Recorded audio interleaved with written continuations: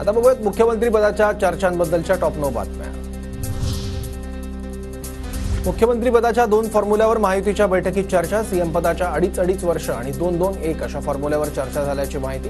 तर पहिले 2 वर्ष सीएम पद भाजपकडे राहणार, सूत्रांची माहिती। मुख्यमंत्री पदाचा काही फॉर्म्युला ठरला नाही, तिन्ही नेते बसून मुख्यमंत्री पदावर चर्चा करू। सीएम पदाच्या फॉर्म्युल्याच्या चर्चांवर अजित पवारांची प्रतिक्रिया। तर 27 तारखेच्या आत सरकार स्थापन झालं पाहिजे असं काही नाही, दादांचं विधान। मुख्यमंत्री पदासाठीच्या 2-2-1च्या फॉर्म्युल्यावर कोणतीही चर्चा नाही, राष्ट्रवादी काँग्रेसच्या सुनील तटकरेंची माहिती। मुख्यमंत्री पदासाठी 2-2-1चा फॉर्म्युला शक्य नाही, मुख्यमंत्री पदाच्या फॉर्म्युल्यावर सुधीर मुनगंटीवार यांची प्रतिक्रिया। सुरुवातीच्या पहिल्या वर्षी एकनाथ शिंदेंना मुख्यमंत्री पदावर कायम ठेवलं जाईल, त्यानंतर 4 वर्ष भाजपकडे मुख्यमंत्री पद जाईल। जागा वाटपाच्या फॉर्म्युल्यावर रोहित पवारांची प्रतिक्रिया।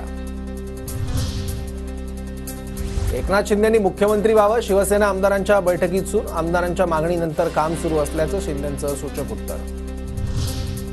मुख्यमंत्री पदासाठी महायुतीत फडणवीसांना वाढता पाठिंबा। रत्नाकर गुट्टे, विनय कोरे, अशोकराव माने, रवी राणा, शिवाजी पाटलांचा पाठिंबा। 5 आमदारांच्या पाठिंब्यामुळे भाजपची संख्या 137 वर। सीएम म्हणून फडणवीसांच्या नावाला पसंती।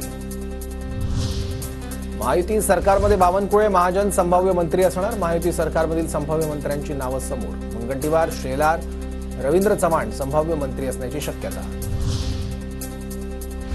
महायुतीत 6 ते 7 आमदारांमागे 1 मंत्रीपद। भाजपला 22 ते 24, शिंदे गटाला 10 ते 12, तर अजित पवार गटाला 8 ते 10 मंत्रिपद मिळणार, सूत्रांची माहिती।